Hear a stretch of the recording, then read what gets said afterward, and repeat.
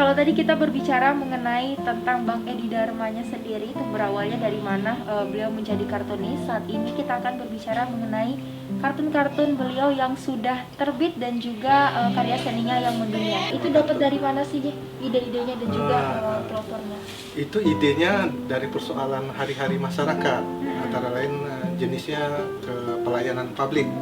Itu kan kita bisa melihat berita tuh, Gaby, peristiwa yang terjadi hari ini seperti listrik yang padam, air yang macet, harga sembako meroket, terus banyak pelayanan publik lainnya seperti apa, misalnya air macet gitu ya, kita tinggal buat gambar keran yang apa, tersimpul gitu, sementara masyarakat sudah membayar itu air gitu. Listrik juga, anak-anak sedang ujian nasional tiba-tiba listrik padam. Itu ide-ide yang menggelitik, dan ide-ide itu kenapa kita mudah mencernanya ke dalam bentuk gambar? Karena itu persoalan hari-hari masyarakat gitu. Yang tampak dengan keseharian. Iya, keseharian masyarakat. Dan saya rasa kalau peristiwa itu dalam hari itu banyak ya berita, bisa lebih banyak gitu. Tidak menghambat kreativitas kita. Oke. Dari Bang Edi sendiri, sehari bisa buat 5 kartun, itu butuh waktu berapa lama tuh Bang? Atau hanya sebentar saja? Karena juga mungkin peristiwanya sudah kita rasakan juga. Karena tadi kita membaca ini ya, konsumsi ya makanan seorang kartunis itu dari melihat peristiwa yang terjadi, itu ide yang empuk bagi seorang kartunis untuk mengolahnya. Dan dalam satu hari tidak kesulitan untuk membuat sampai 5 karya.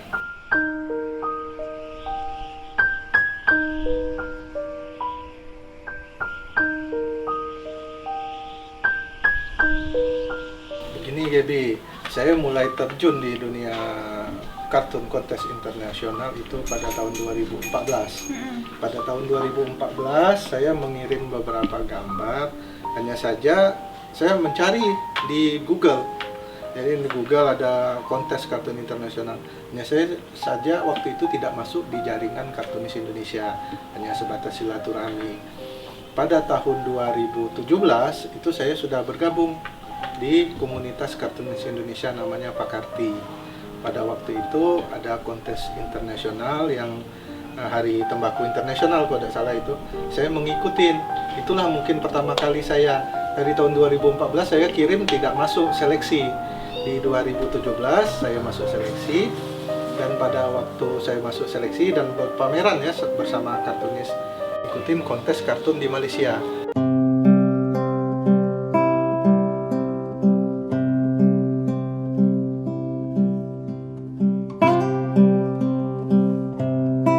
Yang ini Bang ya? Iya, ini. Yang juara 3 di kontes Malaysia. dunia tadi di Malaysia. Nah, kalau boleh tahu ini maknanya apa? Ini maknanya pada waktu itu setiap kartun internasional itu bertema. Ya, pada waktu itu temanya tentang keselamatan dunia. Keselamatan dunia. Jadi juara satunya dari Iran, seorang perempuan, itu dia mengangkat tema tentang keselamatan air. Terus yang dari Iran juga pemenang kedua itu mengangkat tema tentang bahaya rokok. Menyelamatkan dunia dari rokok. Kalau saya menyelamatkan dunia dari kejahatan seksual terhadap anak. Pada waktu itu di Indonesia sedang marak ya di JIS ya, ini ya, Jakarta. Sekolah internasional itu pelakunya malah gurunya sendiri. Jadi saya melihat membuat di sini adalah gambar anak-anak yang sedang bermain tapi ada predator yang mengancam di atas.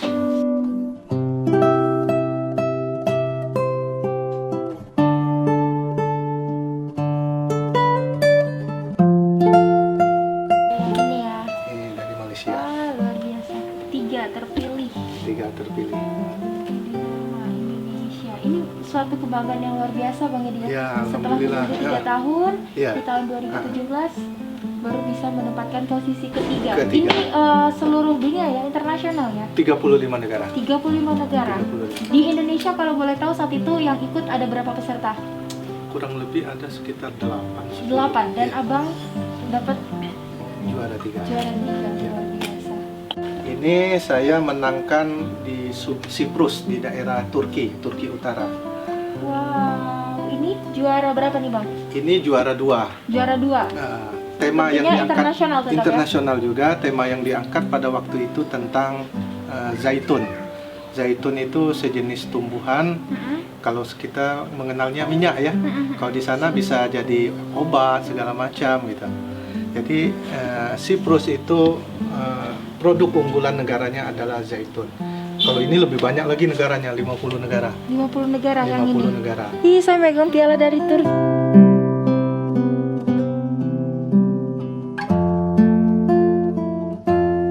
Terus ada lagi nih, Gaby. Yang mana? Ini dari Kroasia. Ini pada tahun 2019. 2019. Turki. Kalau ini 2020 awal, Oke, sudah ini masa new Covid. ya. Ini new. Iya, sudah masa Penghargaan Covid. terbaru teman-teman yang ini di mana nih Bang? Di Kroasia, Zagreb. Zagreb. Kalau ini saya mendapatkan Grand Prix. Ini karya saya nih. Ini Grand Prix. Grand Prix. Jadi Grand Prix ini bukan juara pertama tapi juara utama. Jadi di 11 besar ini diadu lagi karya kita. Akhirnya saya memenangkan ke posisi puncak di Jatuhnya Grand Prix. puncak klasmen lah ya. Klasmen. Ini besar hadiahnya. Besar hadiah. 2.500 euro. Iya.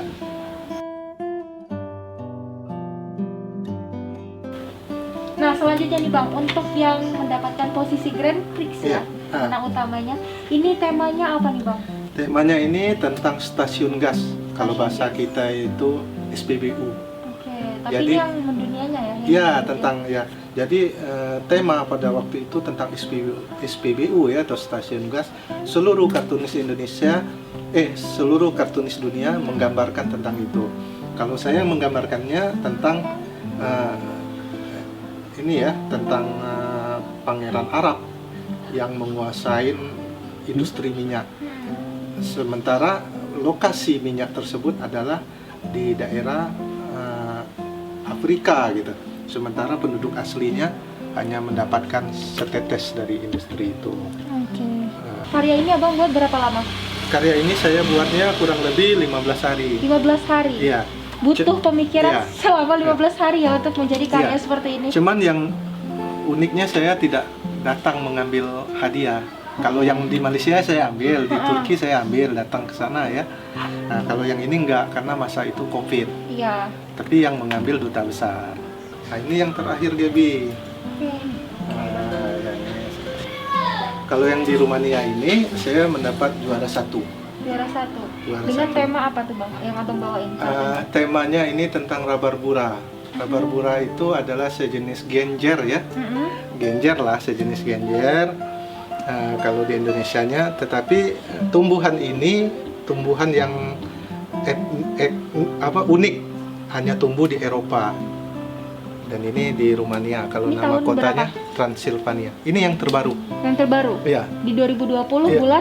bulan Juli. Bulan Juli. Bulan Juli. Oke, berarti tahun 2020 semenjak pandemi ini sudah ada 2 prestasi Ada 2 ya? prestasi.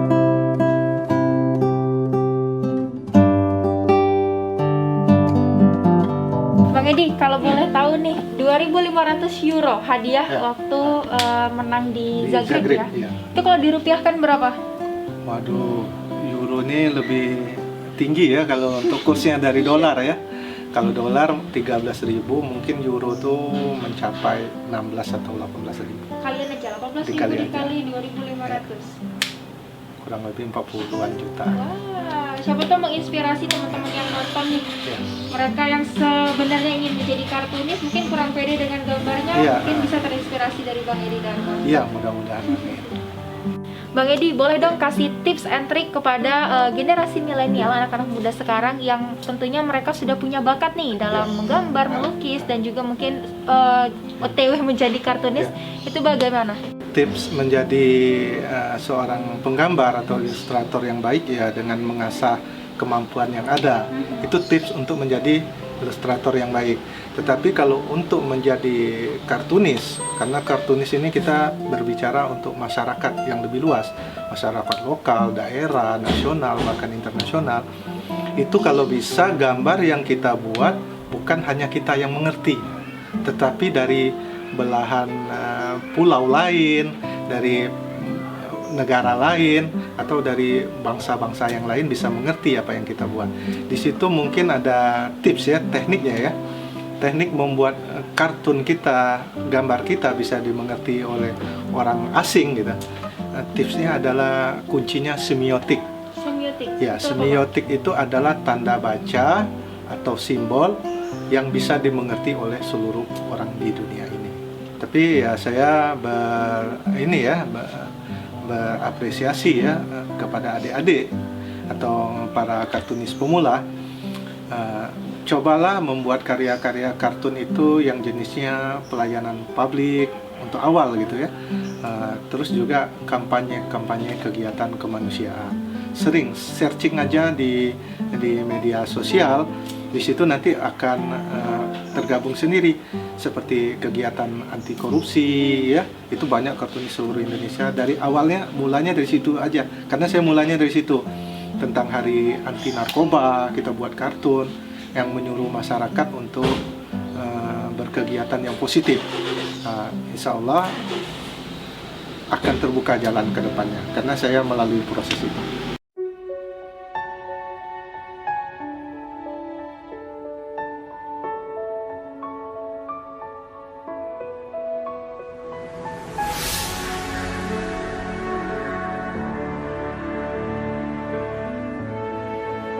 Jika Anda bisa memanfaatkan program-program baru yang lebih canggih, mengapa tidak? Nah, seperti contoh yang sudah dibuat oleh Bang Edi Dharma, inilah contoh kartun buatan dari Bang Edi Dharma dan juga ini saya, dan ini kameramen saya. Nah, kenapa kalian takut mencoba kalau Bang Edi Dharma saja bisa?